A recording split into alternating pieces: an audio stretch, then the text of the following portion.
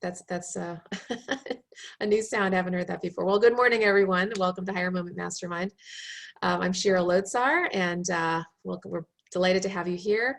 Have our guest experts, Vern Schellinger and Joe Weech and Corliss Jackson, here to help out. I think most of you are regular returnees, and like I was just saying a minute ago, we have dwindling numbers, which is actually a good thing because it means a lot of people are getting jobs. So we're excited about that.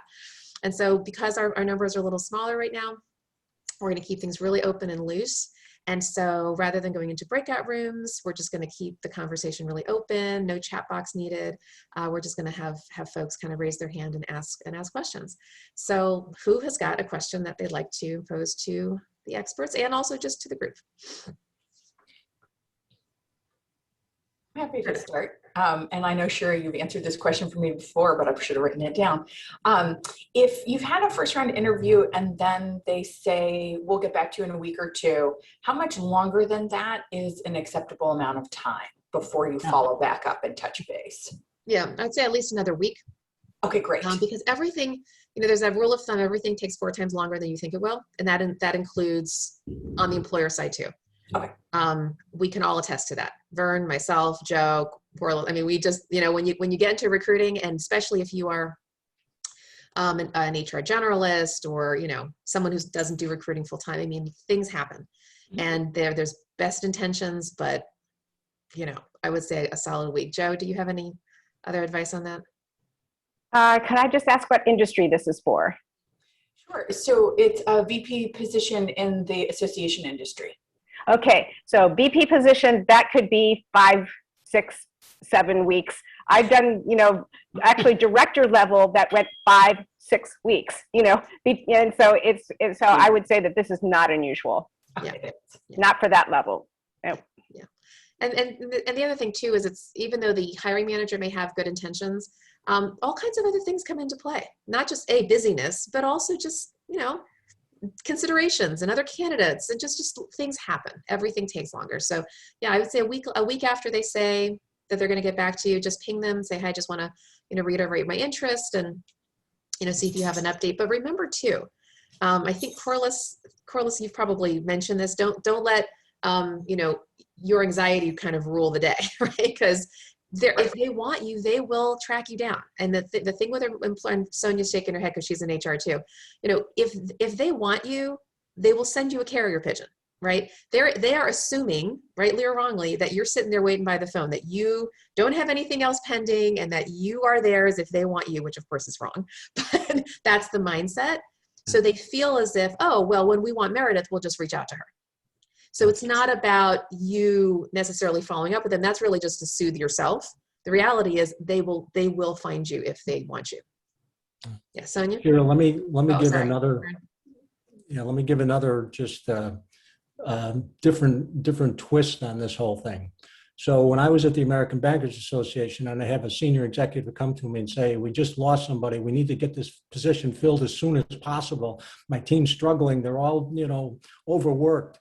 And so HR would rush to get, resumes in and put them on their desk. And, then I'd wait a week before they get back to me, and they haven't even looked at the resumes. I follow up. Where are you? You said this was critical. You said this was urgent. But as Shira said, other things pop up, and they get busy doing other things. And looking at the resumes and getting the interview schedules kind of falls to the bottom of the pile sometimes. It drives HR nuts if you're in HR and you're trying to push the process along, right. But you can't twist their arm or pull them into the office. So it's just another variable in this whole process that slows it down. As a job seeker, it drives you nuts. Yeah, and other candidates in the mix too. I mean, I had a situation yesterday where I'm been recruiting for a position, and I had a spot on candidate who interviewed, I think, the beginning of last week. She did great. Like, I knew she was going to be a finalist candidate, but we couldn't send her on to the second levels until we actually finished all the first rounds. And candidates just kept coming in, right? And I couldn't tell her exactly when that was all going to wrap up, because I hoped, but I didn't know exactly. Anyway, so yesterday I talked to the employer, and we were talking about this person, and I said, you know what, employer, I said, I am going to proactively touch base with her just to take a pulse check, just to see how she's doing, how she's still feeling about the opportunity and all of that. And when I called her, she was very happy to hear from me. She said, yeah, sure. She goes, I'm still interested, blah, blah, blah. She says, I didn't know when to follow up with you. I figured you would be reaching out to me if there was some news. Okay. Right. And so it's true. Like, she was a top candidate. She's been top of mind for us, but I'm like, you know what? It's about time for me to like, just take a pulse check, see what's going on. Right. But that's up to us to do that. Now, if she had reached out to me, I mean, all that I would have been able to say to her is, thanks so much for reaching out. We're not quite ready yet to move forward, blah, blah, blah. Does that make sense? Like, I wouldn't have been able to tell her much, even had she reached out, because had there been news, I would tell her. Does that make sense? Yeah. Sonia? I have a question. On these applications, when they ask for, they normally ask for the resume, they ask for the cover letter, and then sometimes they ask for additional documents. What are they looking for? And the reason I ask that, because as you say, I'm in HR and I do produce documents. I produce reports and things like that. I'm not willing to share that because I know people will take my information and put it into their organization, and I didn't get the job, but I provided for them. So I'm not really quick on doing that. Recently, this week, as a matter of fact, I applied for a job and they said, I want to see a writing sample. Well, I write policies, and I sent them one. I sent a small one, one of the tiny one pager, and yeah, they could take it and they can use it. I don't care because it's small, but I'm just skeptical about giving them my knowledge because I know they will use it. And like I say, I don't get the credit, I don't get the job, but you get my knowledge. Can you help me out with that? Well, first of all, before I address that, because I do have something to say about that, when you start out by saying they're asking for additional documentation, are you saying that in the application they're specifically asking you for certain things, or is it that they just use the word documentation and you just don't know what that means? I'm gonna say both. Sometimes they, like I say, this company said, I would like a writing sample. Okay, if you want a PowerPoint presentation I have developed, I have that. If you want a policy, I have. If you want a handbook, I have that. I'm not willing to, I will give you a policy, but I'm not giving you the handbook, and I'm not going to give you the PowerPoint presentation. And yes, I do know for some people, at my level, where I am, when I go in, they may want me to put together a PowerPoint presentation and present it to the panel that I'm interviewing with. And I don't mind doing that because it's going in with me and it's coming out with me. But when we're just emailing back and forth, I don't want to give you my knowledge for your capabilities and I don't get the job. Yeah, there's different sides to that. Yours is obviously a very legitimate position. I know a lot of people feel that way, and you have to be judicious in terms of how much you choose to share. First of all, you can redact things. You don't have to give them the whole thing, because when people say a writing sample, they literally mean that. They want to see your writing style in a certain, so let's say it's I don't know, let's say the position is a lobbyist, right? They might want to see like a policy brief, that kind of writing, or a marketing communications person. They want to see, social media copy, you know what I mean? Like whatever the writing style is. So it's less in that case, if they're asking for a writing sample, it's usually less about, having the full document and more about seeing, how do you write? How do you communicate? How do you put your thoughts together? It's perfectly legitimate. That's a vetting tool, right? Just like they interview you live, they want to see how you write. So that's one thing. In terms of any other kind of prep work, look, I'm a recruiter I've been doing this for years and years. I've asked candidates to do homework assignments at all levels. at all levels. And in fact, Meredith's shaking her head because I actually placed Meredith many years ago and had her do one too. And I do that for a number of reasons. I actually do it both for the employer and for the candidate. I'll tell you why. On the employer side, of course, when I have them do homework, and it's usually some sort of presentation, of course, it helps the employer to see, how does the candidate think? How have they absorbed the information that we've shared?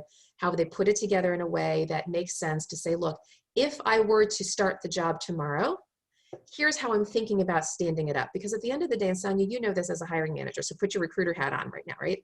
When you're interviewing a candidate, if the only thing you ever do in that interview is ask the candidate past-based questions, behavioral questions, right, all of that, all you're doing is you're saying to the candidate, look, I want to know what you did in the past. I'm going to cross my fingers that what you did in the past is applicable to what I need you to do in the future. But that doesn't really fully get at it, neither for you nor for the candidate. Because all you're doing is saying, I'm just hoping. But when you go situational, when you go not just asking situational questions, but when you have the candidate actually do some sort of assignment that has to do with the job, you're getting them to try the job on for size. Is this the kind of role that I really want? And so Meredith, I don't know if you felt that way, but when you were doing this, but when I give these homework assignments, I'm like, look, this is your opportunity to see, do you want to do this work? When you think about this work, when you think strategically, when you are starting to connect the dots, and you literally try it on, say, wow, okay, I'm going to do a little pre-onboarding work here to say, is this something that's right for me? And what happens is it starts, not only you get to feel that in the homework preparation, but it actually causes a really thoughtful interview, because now all of a sudden you and the employer are owning the job together. It prompts conversation, it prompts ideas, it prompts ideation. It's like Meredith says, look, here's my little SWOT analysis. Here's what I'm thinking, right? And she says to the employer, okay, so what do you think of these ideas? Right? How does this work for you? Are we on the same page? And all of a sudden, you're like literally in the job. You're not just guessing what the job is. You're tasting it a little bit. So it's good for them and it's good for you. So I'm less concerned about the whole giving away intellectual property. I'm more concerned about making sure that it's the right fit for both sides. Mm-hmm. And if you allow yourself to do a little bit of work on the front end to test it out, it might give you a better sense is this something you want? And also for them, because you know what, you might have these amazing ideas. In fact, I had this happen, I remember very distinctly, I had this happen once where there was a rock star candidate. She did her homework, her SWOT analysis and all of that stuff. And she comes into the interview and her ideas were so bold and so out there. The employer was like, whoa, I mean, she's great, she's smart, but we can't handle this. And guess what? Had she not done that, she could have gotten the job and it would have been the wrong fit because she would have been too much for them, right? Mm-hmm. So that's all I'm suggesting, is that allow yourself, if they ask you for homework, to think about really doing it in a thoughtful way. And by the way, even if they don't ask you for the homework, I usually recommend do it anyway. Do your own little assignment. Ask the employer, say, look, on your second level interview, say, look, I've prepared a little presentation. I want to stand up the role. I want to show you what my thinking is. I want to connect the dots. Would it be okay if I took 10 or 15 minutes out of the interview to share some thoughtful ideas? You're not going to say no. Okay. You're like, great. And you're the only candidate who's probably going to do that. And you're going to give yourself an opportunity to say, look, this is how I've put the job together in my mind. Am I on track? Is this what you're thinking? What do you think of these ideas? And how about if we did this? And then you start asking all these strategic questions. They're like, whoa, you've really owned this role. So it totally boosts your candidacy anyway. It makes you, it lifts you up above the fray, right? You get a chance to understand, is this the right job? You get a chance to put out those questions. I mean, to me, it's like a win-win-win. So if there's any little intellectual property that might be lost, I'm willing to take that risk on your behalf, because at the end of the day, I think it's really a good idea for you to own it and see, is this something that you really want? So does that help? Well, it does. But I mean, I have been asked, give me your 3-year HR strategy based on the interview. Cause I asked about the challenges, the wins, this, I could put something together. I'm senior enough. I could listen and figure out what's going on, but it just makes, I've been, I don't want to use the word swindle, but I've had stuff taken from me that I know they're using it, but I don't mind that, but I want the job. You know, if you like me well enough to take my knowledge, you should want to hire me. That's all I have to say. I'm not going to stir the pot. But I would see them as asking for the information to vet your candidacy, not because they're necessarily looking for your IP. Like that's the only reason why an employer would even ask for that, is to say, you know, you compared to other people, how do you think? How do you think? How do you think? And then they take that information and make a good decision about your candidacy. It's not about just getting free HR IP. Like, that's not how I see it. Joe? Yeah, I'm just sort of chomping at the bit here, because I actually wrote an article about what happened to me in terms of people taking my 90-day plan. You know, how would you solve these personnel issues or whatever, and actually taking them, using them, downgrading the position. One specific example is I was auditioning for a VP role, and then because I answered all of the things that they needed, they decided to downgrade it to a director level role. And so the person from the finance office who was actually managing this particular search was so upset by that she left 3 weeks later. Wow. So I will tell you that, and I actually have 7 concrete examples of that happening. So I would say that if somebody wants to know your 90-day plan, how would you solve this problem? Where, you know, if we're turning to 100 people, what are all the laws that we have to be, you know, whatever. You just give them snippets, and you give them just enough to let them see how you think about it. But then if they want further details, you just make it very clear that you have spent X number of years in the industry and have gained seasoned experience and knowledge, and that and that's valuable. And so either they need to do a 1099 if they really that from you and you're happy to produce that work, but that you are, you know, that advice is valuable enough to pay for it. So either hire me, you know, as a contractor, or hire me for this role. But at the end of the day, you've got, you know, enough of a variety of the things that I can do. As for writing samples, do a snippet of, okay, and I would put it on a page where sample email verbiage, right? And then what you do is you put like how you would announce to employees about an upcoming open season, and then they can see how you use humor in that, and that will endear them to you, right? So you just give them like maybe a paragraph and a half. Then, you know, something out of your handbook. You know, sometimes, you know, how they do the summary or whatever, show them how you wrote the summary for that, and just give them little snippets so that they can see, you know, a sampling of what you do. But I will never, I will never advise anybody to give away the farm because you really want the job, because they are going to take that from you. And I have actually done back end with the recruiters on those roles, and found out that that indeed is their way of collecting ways to optimize, and then they give it to the cheaper person, you know, to do, or they downgrade those roles. So, and that's just so common now, you know, in this day and age, that I've just come to the point where I value me, and I think that if I'm, you know, if my knowledge is valuable to you, you are going to pay me for it, either by hiring me or giving me a 1099. I think it's actually interesting. I think we're actually saying similar things, because I think it's a both and, right? So Sonia, I agree with Joe in terms of anything that's kind of a full blown, I don't know, you know, major documentation. Yes, you know, take snippets. What I was talking about more was a presentation around some sort of SWOT analysis. That's different. That's totally different than what you were talking about. I'm not talking about full IP. I'm talking about like saying, look, based on the interview, it sounds like these are your top challenges. Here's a bit of a SWOT. Here's my thinking around the role, how I would stand it up. That's more what I was talking about in terms of like homework. But in terms of deliverable, like, please give me a 5-page, you know, write up on a handbook. No, I mean, again, give them snippets so that they can see your style, your writing style, your conceptualization. But no, you don't have to give away consulting work. And I don't know if this because I'm HR, and if there's anybody else on the screen that's HR in leadership, we get a lot of stuff about, can you write? And I understand, because I've seen some stuff and you'd be like, really? You know, so I understand that. But Sonia, can I go ahead. Can I make a suggestion for you?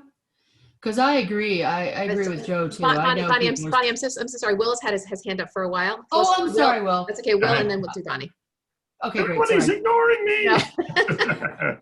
No. A question I have, and maybe this has to do with the positions, maybe it has to do with the industry, but I mean, from my experience, is there any way that you could do a report, a presentation, a PowerPoint or whatever with phony information or information that's like what they're looking for? And the reason I ask is that I'm looking at a data analysis position. I'm looking at, different companies. One I'm in an interview process with now. Before I had my first interview, I sat down and did several projects in Tableau and Power BI, and I was able to link them to my website. So I would say to first the HR manager and then the hiring manager, send them an email and say, hey, I'm looking forward to the interview. Click on this link and you'll see a list of projects. Now, it has nothing to do with the company, but, one thing is about, the sale and growth of Asian luxury cars, Netflix movie choices, and the others Airbnb choices in New York City.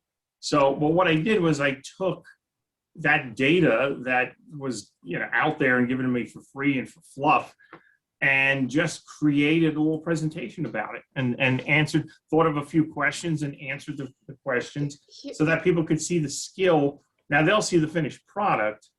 Of course, they don't see what I do behind the scenes, but that shows them, hey, here's what a person can produce. Now, could that be applicable in your situation where you could do a presentation that's not giving them necessarily the data they want, but showing how you can gather data in a case study, for example, and how you would solve this particular case study? And they could sit there and think, okay, if I plug my information in, I could see how she could use those skills and actually take care of that for us. If she could do that, then she could do that for us. There's two ways to look at that, Will, because what you're talking about is what I call a generic kind of a deliverable. Then there's the customized deliverable. It's two different things, right? Which is why if they're asking Sonia for a quote unquote writing sample, that's a generic example. That's something she did for somebody else. And it's just to your point, it's letting them know she has transferable skills. The customize is really where you have to think hard, right? If they say, hey, like Joe and Sonia are like, okay, we want you to do not our handbook, but whatever, some kind of major thing for us. That's one thing, all right? And then you have to decide, okay, look, they're actually asking me for 1099 work. Like this is a deliverable. That's different. The other kind of customization is the other thing I was talking about, which is more of a presentation around strategy, just in general. Like I've gone through the interview and I see you guys need these things, and I'd like to do a little bit of a little SWOT deck for like 10 minutes just to show you I got it. Like I understand, I'm picking up what you're putting down. This is kind of how I would onboard myself, which is different than laying out all your intellectual property, right? So in terms of just giving them a taste of what you can do, yes, I think something generic is totally fine. People do that all the time. I mean, let's say you're a marketing communications person or a web designer. You have a website, you have your little samples. Samples say, I'm qualified. Customization is where you have to watch and say, how much of my IP do I want to give them or not? It's two different things. And even in that customized presentation, can they still steal your ideas and give it to somebody else? Anybody can steal anything. I mean, this is just the way of the world, right? You hope that the company is going to be ethical enough not to do that. Maybe I'm a little too trusting because I work with clients who just don't do that. But obviously you guys, Joe, Sonia, you've had other experiences. I mean, like people are people, they're going to do all kinds of funky things. And so you have to protect yourself, obviously, to a level. Give what you think will give them a good idea that you're qualified, you're capable, and you have a good sense as to what this role is and that you're going to be a good fit. And if you feel like you need to modify, adjust based upon what the information they're giving you because you don't feel comfortable, just have a conversation with them about that. Yeah. Bonnie? Cheryl, one other minor point here for Sonia or anybody else. If they just say, please provide any additional documentation. I mean, if you have a letter of commendation from some major project that you did, or some volunteer work, you could send that letter in, which is an example of, the results that you achieved in that particular project. So if it says, if it is just additional documentation, it doesn't even, it just need it, that, I mean, that certainly wouldn't hurt your candidacy. Yeah, you're just supporting it, just supporting it. Do what you feel you can, do as much as you feel is appropriate given what they're asking you to do. Yeah. Bonnie? Yeah, guys, great advice. My only other thing for Sonia is if they ask for that, use like a paragraph from each or sentences from each of components, but don't give them the whole package. And I agree with you. There are people out there just stealing your property and you don't really want to work for them anyway. It doesn't help with the fact that you want a job. I get that, but it's the way to give them a piece, but not all of you. So you're gonna have to find what you're able to live with, I guess is what I would say from this side. Yeah. But I have a question for the group, and any advice is great if you want to chat at me, whatever. I have 2 interviews this week. I'm a finalist for one. I'm one of 3. And the other one, I'm a semi-finalist. I'm one of 6. And they've asked me to hold the dates for the finalist interviews, which are in person. So any brilliant ideas, guys? Because it's all by Zoom, which I hate. I know I don't do as well on Zoom interviews. So brilliant thoughts. Ideas on what ideas. specifically, on like having the Zoom interview or just the content of the interview? What specifically are you looking for? Because you know me, Shira, and you're right. I want to be the right fit. I don't want a job just to have a job. Right. I want to be the right fit. So, but you missed social cues on Zoom. So it's a little bit harder, I think, to really make that connection. And for the CEO position, you got to make that, you got to fit that slot. Yep. I mean, Meredith and I were kind of looking for the same kind of thing. So any is this your first time doing Zoom interviews? Is that where you're coming from? No, but you know, when you get to the final part, I guess I've done one final interview with a Zoom. Yeah, so I mean, look, this has just kind of been the way of the world this past year, and I've done CEO searches on Zoom and have made hires, including one recently. Yeah. Right? So they do work. I would say this: your energy needs to come through. Okay, your body language, right, in this little box has got to come through. So I have seen it where candidates get very unintentionally stoic, right? Very much like this, and they don't move. Okay. I've also seen it where there's a lot of head nodding, a little movement, right?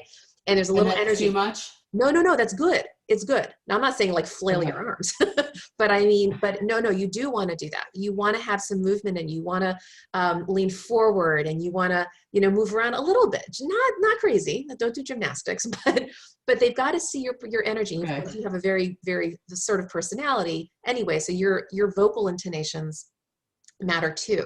Okay. But in terms of the how you are coming across, just understand that the body language that they have is head and shoulders. Okay. So you do the most that you can with your head and shoulders to make sure that people get you. Now, by the way, one quick thing, I know you tend to use a virtual background. All right. The only thing with the virtual background, even though you have a beautiful one, it really is lovely. It can make your body seem a little staccato because no matter how good the virtual background is, it's fuzzy. Not, you know what I mean? It's a little. No, I know. And I've been debating that because I'm locked in a place where the dogs are not. That's my thing. So I need to find a place. Okay. So you either find a place or look what, so Sonia and Joe have the partition in the background. Okay. That's a perfectly fine thing to do too. So it covers whatever's going on. But in terms of in terms of your relatability, the more natural you can look, the better. You want to be seen as if you're in a room, like you're actually in the room with them. And that I think is going to be a really good tip for you. Color is also going to be important, right? You want to have a little pop of color. You want to pop out a little bit, especially with your particular coloring, right? Just have a little some blue, could be red even. I think Kiki would more advise blue. Brings out the color in your cheeks, but anyway, in fact, you may want to even reach out to her because I know she's open for free advice. Okay, good. Yeah, I would send her a note. Thanks. But the other thing too is that it's not even just your body language and your, of course, your lighting and the background and stuff. It's your ability to make personal connections with that search committee. Okay. So when you have that panel interview, and this goes for everybody who's doing a panel on Zoom, you've got to draw people out. Don't just sit there and like wait for the questions to come to you. You have got to kind of go around the room. And if you're seeing that somebody is not talking, hey, John, you know, wanted to ask you about blah, blah, blah, or what's your thoughts on, in other words, engage them in a conversation. And especially if it's a CEO search, they're looking at you as if you're the next number one, as if you're leading a board meeting, as if you're going to be the one facilitating future conversations. They need to get a sense of you. So your ability to facilitate a conversation, not just be on the receiving end of questions, is going to be very, very important. Same thing goes if you guys are just in a panel interview with colleagues. Let's say you guys are at a director level. I'm speaking to everyone else right now. And you just have a bunch of colleagues who are sitting there on the Zoom call. Engage them. These are your future colleagues. These are your future coworkers. They want to know, right, that you're going to be the great thought partner for them. You're going to be a good resource, the support. You want to bond with these people. So to the extent that you can ask them good questions, make sure that everybody around the room speaks, you know, add a little levity to it, a little humor, right? You know, get things going, because energy is so important. And I just, there's a search I've been doing this, as I just mentioned a minute ago. We've had a bunch of interviews this past week, and they've actually been panel interviews, and I've been getting feedback from the client. And 2 of the interviews went great. Why? Because not only did the candidates give really thoughtful answers, they were engaging, they were lively, they were all in it to win it. 2 of the candidates fell flat. Their personality, everything was just like, you know, the questions were not thoughtfully responded to, but more importantly, there just wasn't any energy there. They were just kind of there. And it did not give a sense to that team who they'd be working with, that this is somebody who's really going to like fit in, who wants the job, who, you know, wants us. You got to really go out of your way to include everybody in the conversation, particularly on Zoom. Is that helpful, Bonnie? It is. No, those are great tips. I really appreciate it. I have one more thing to add to that, and that's to remind you, you are on camera. This is a completely different way to interview. I tell men and women, go get your hair done and go to Sephora and have them do your makeup. I am not joking. Men need to have matte powder put on their faces. You know, they need to be able to do this. I always refer to that. I know that we're a little older, some not as old as me, but when John F. Kennedy and Richard Nixon did debate on live television, or on television, you remember Kennedy had professional makeup? Nixon refused to do that. He looked just pale and sickly in comparison. So it's very important that this is not just walking into somewhere where you can just be yourself. You are on camera. It's a different presentation. So you want to have hair done, professionally applied makeup, so that you know, gives you what we call your best face forward. And don't forget, you need to look at the camera dot when you're talking. If you're looking at people's faces on the screen, it's going to look like you're looking down. So if you want them to feel like you are engaging with them, you must look at that little green dot. That's hard. It is hard. It's the hardest thing, but here's how to do it. If it's on Zoom, now Teams is a little funkier, okay? Most people think they're both Zoom. Yeah, they're Zoom. Okay, great. For Zoom, and I've mentioned this before, but I want everybody to try this right now, okay? Here we go. On your Zoom screen, in your upper right-hand corner, hit the minimize button, that little line. Everybody hit the minimize button, okay? Because I'm talking, I'm gonna turn into a little box. I want you to move my box right underneath your webcam.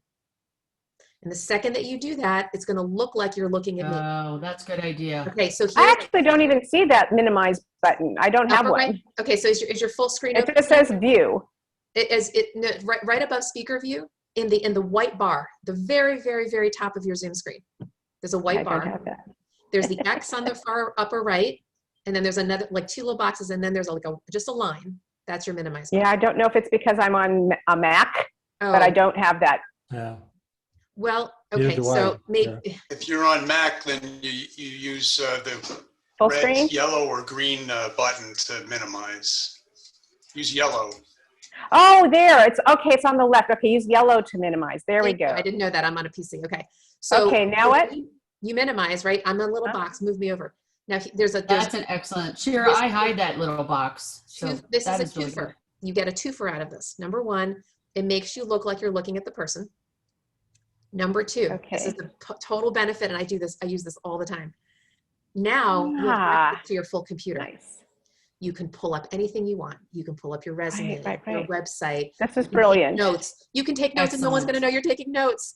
That is brilliant. Anything you want. It's a beautiful tool. Now, yes, it makes the interviewer look super small, but that's okay. They're looking at you. Right. That's brilliant. I just moved you right up by I just moved you right up to the dot. That's really amazing. Exactly. So now great tip. There's no funkiness about that. I feel bad I didn't know that. Yep, it's a really cool tool. And so the other thing too is now, even though when you're on a panel, okay, what'll happen is anytime somebody talks, their face is gonna go into the box. Okay, so it's okay. Now, mind you, you won't see all the interpersonal dynamics of everybody in the Hollywood squares, but whatever, you know. And if you do want to get into a conversation, and you do want to make sure that you can just open your screen again, and you can see everybody. And then you can quickly say, oh, hey, John, hey, Mary, you know, talk. And then you can just push them back into the box. You can just do that up and down as much as you want. Sure. One other thing in terms of getting prepared for the interview, obviously, Bonnie, I believe you'd know who the panel is and their positions, right? Like somebody's in charge of marketing, somebody's in charge of finance. I mean, just think about, as Shara said, to be engaging. Think about some of the questions you might want to ask the finance person or the marketing person ahead of time, so that you're prepared to, and obviously you know something about the organization now. You know what's the biggest challenge that's marketing's facing this next year, or I saw on the website that you're planning to do this. How is this particular project or challenge going, or something like that? Vern, can I just concur with you? Underscore that 5 times. Yeah. Guys, I haven't said this in a while. I don't even know when I've said it to you guys. The questions that you ask at the end of the interview are as critical as all the other answers you've given to date. Yeah. Can I just let that hang in the air? Please do not ask basic questions like, hey, so what's your return to work policy after COVID? Hey, are you remote work? That is not strategic at all. No. At all. You have got to be strategic. You need to ask about pain points. You need to get it. You need to ask questions that show that you've done your homework. Questions like, and I call them Perry Mason questions, because Perry Mason, you know, if you're ever old enough to remember that show, he would kind of go into the back of the room, right? And he would get, you know, given this and this and this and backstory, and then he'd ask that zinger question. In other words, he was showing the witness that he had done his homework. Okay. He's saying, I learned this about you and this about you and this about you and this about you. Now here's my question. And that's what you need to do. So finance person, given the state of the blah, blah, blah, blah, blah, how are you guys approaching this? Hey, fundraiser, you know, given, you know, the decline in donor, you know, contributions, how are you dealing with this? Or be strategic. I don't care what level you're at. I don't care if you're the CEO. I don't care if you're the receptionist. Everybody can ask strategic questions. And when you do that, it shows the employer that you're a critical thinker. Yeah. That's what they want to know. And if all you're asking is just basic, like, oh, when are you expecting the position to start? And that says either you're not a critical thinker, you're not interested in the role because you didn't really do any homework, or not connecting. You've got to be strategic in your questions. Be thoughtful. Which goes all the way back to, again, what's the job description? What are the key responsibilities? Yep. What have you learned about the company in terms of their key objectives for this year? Or was there anything on the website that gives you insight to that? Yes. And you're asking those types of questions. Yes, there's always more questions you can ask about everything and anything. Because you know what? If today was your first day on the job, you'd have 1,000 questions, wouldn't you? Take those questions and put them in the interview. That's it. How else would you onboard yourself into the job unless you ask strategic questions? Unless you asked about where the industry is going, where the organization is going, where the department is going, where the resources, the stakeholders, the colleagues. I mean, there's like a million questions you could ask. Think about what you'd ask if you started the job, and now just reverse it and put it into the interview.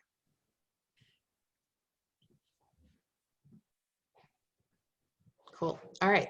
Other questions? guys are normally so talkative. Do you recommend standing on a Teams or Zoom interview for a panel interview? Great question. Yeah, actually that, I wouldn't say recommend or not, but I say that it's actually perfectly fine, presuming that you don't move too much. Even though I said, have some body movement, just be aware of your body positioning, but actually it can work very well. In fact, think about when you've watched like newscasts, right? There are a lot of people who will do that. And when you do that, it actually, you can have gives you a presence, if you can, but remember, if you are going to stand, everything still has to look proper, right? You can't, for example, right now, Kiki will always talk about this, you want just a little bit of room above your head, not too much, not too little. You want to be centered in the frame. But yeah, that's actually a very good idea, because it can show a sense of confidence. Sure. And by the way, then you no longer have what I have right now, which is a chair behind you. See, this chair is actually too high for what is appropriate, right? Most, like, there are other ones of you who have it better than I do with a chair that's lower, and that's good because you want to be seen. I can't even do it right now, but you want your shoulders to be seen, not the chair sticking out behind you, and of course standing will allow you to do that.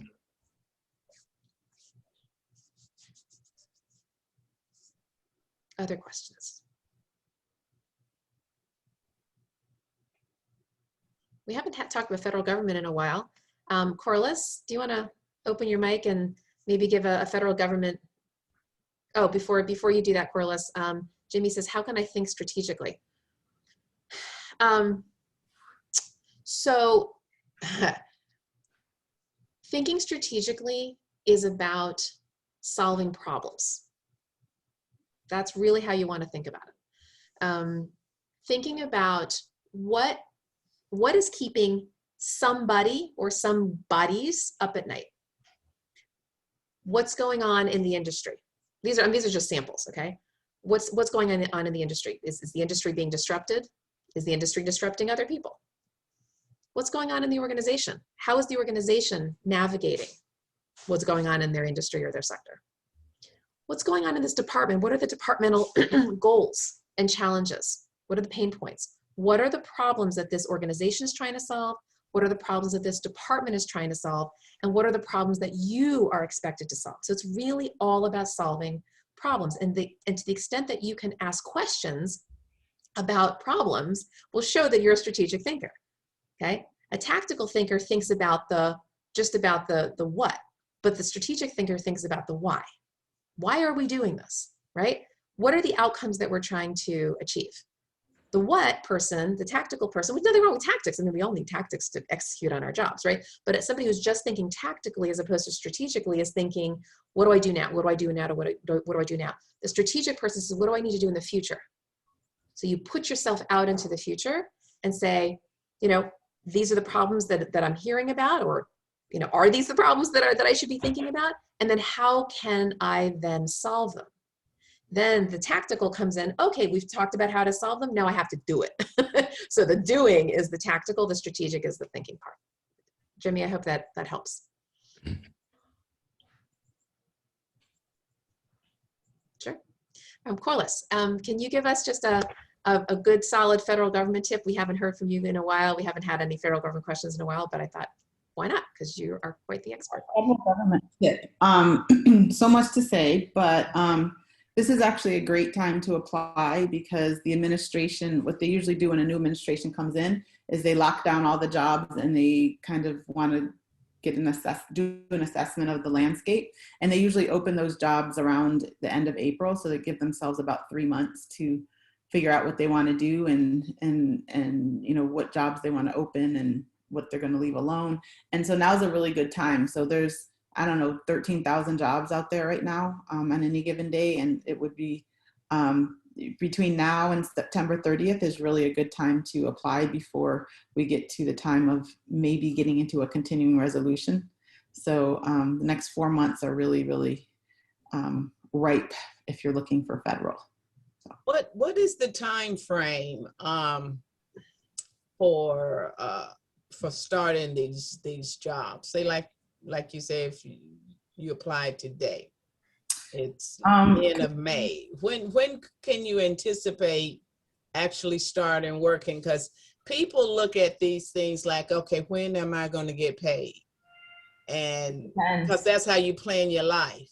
Yeah, I mean, it depends. It could be a month, it could be 2 months, it could be 12 months.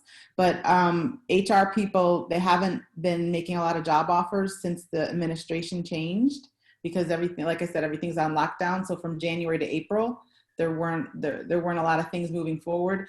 April to September is their window to get things filled. So they're moving very quickly, as fast as they can. And with virtual interviews, a lot of people are getting hired quicker because you don't have to assemble a panel of 6 people to, you know, get together on M Street or 6th Street or whatever. You're just doing a virtual interview. It takes an hour. There's no commuting. There's, you know, it's very easy to interview folks. So things are happening pretty quickly.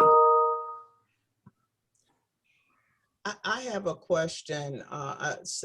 Shira, I'm gonna direct this to you. After this, everything opens up and we get back to work, do you think this Zoom interviewing thing will still be number one, or you think they'll pull people back in the office for face-to-face?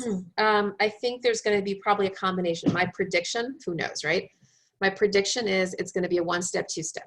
That phones, what used to be a phone screen will turn into a Zoom interview, maybe even for a first level, right? So it could be that there's a recruiter does a Zoom call, right?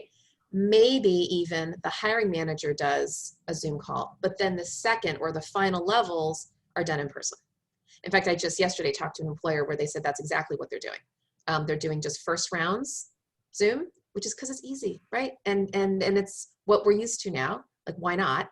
And then when we really want to bond with you and get to know you, we bring you in for the final. I think that's what's going to happen. I think there's another aspect to that too, in the sense that, you know, when you're in an organization and you're trying to recruit and you want 3 or 4 people to interview this person, and you try to get them in the same day, and they have meetings and they conflict, and now it takes you another week to kind of schedule the day that the person could come in and meet with these 3 people. Whereas with Zoom, it facilitates that and actually could move things, you know, quicker. Correct. Presuming, of course, that those people are in different buildings, right? Yeah. But yeah, I mean, if they're in the same building, you know, maybe they'll do the in-person. But I think at the end of the day, yes, right. They'll go with, I think they'll go with convenience as much as possible until they really feel like, you know what, we need to bond with you, and then we need to see you. And besides which, remember, look, this whole past year, like hardly anybody's interviewed in person. People have made plenty of hires on Zoom, so they know it works to the extent that it does. I think they're gonna layer in person when they feel that it's needed.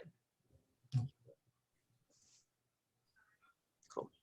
All right, one last question before we wrap up. I had a question. Yeah. I wanted to know, do you have any recommendations in finding a job?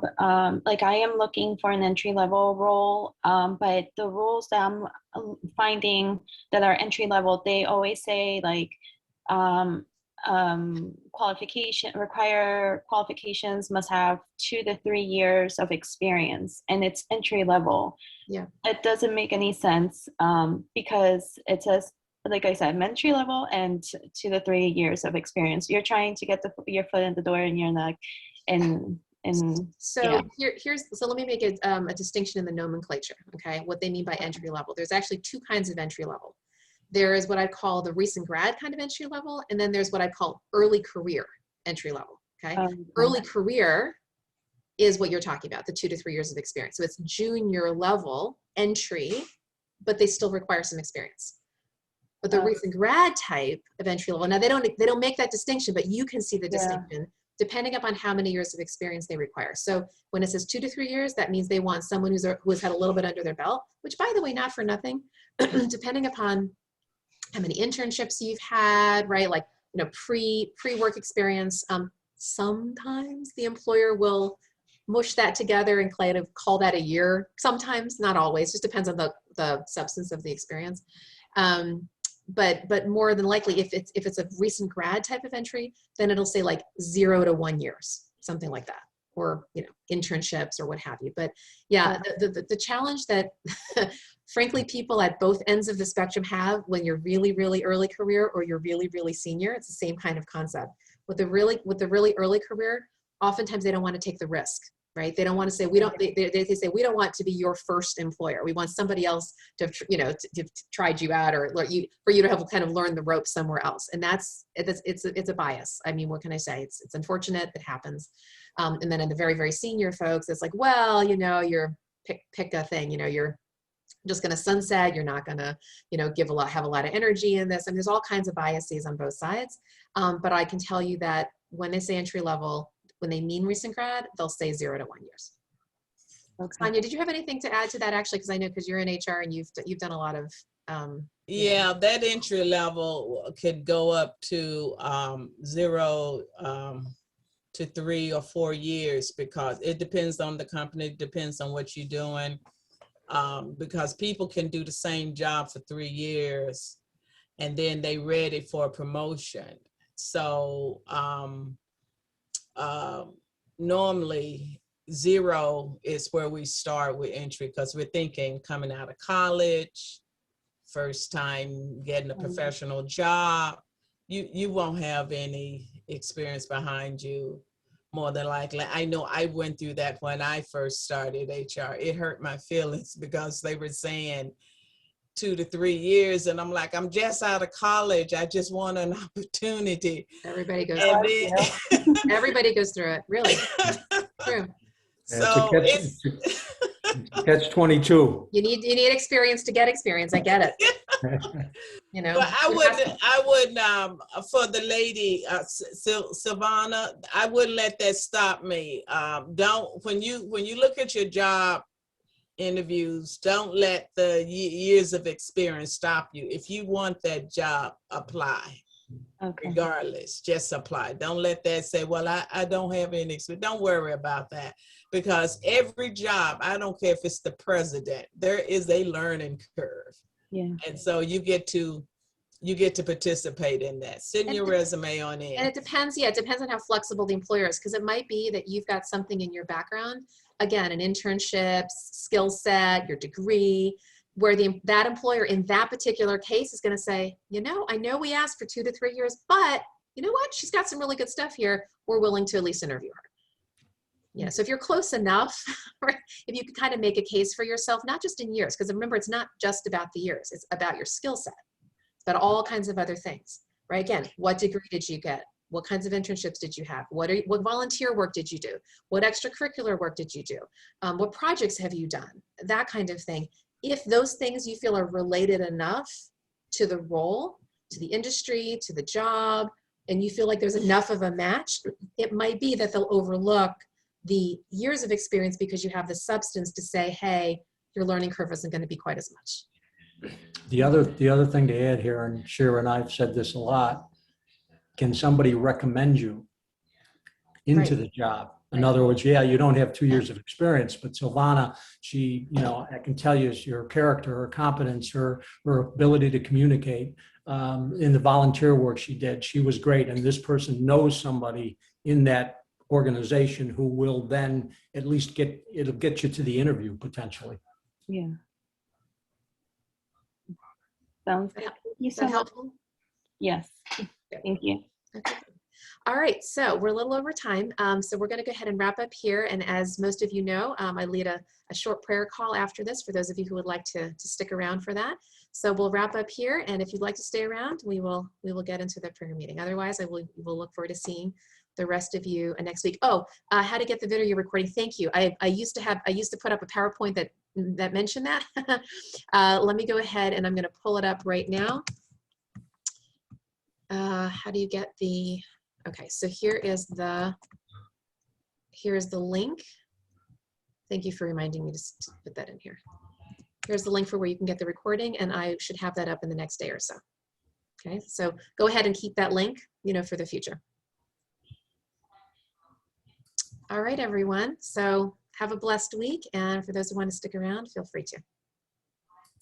Bye now. Bye. Bye-bye.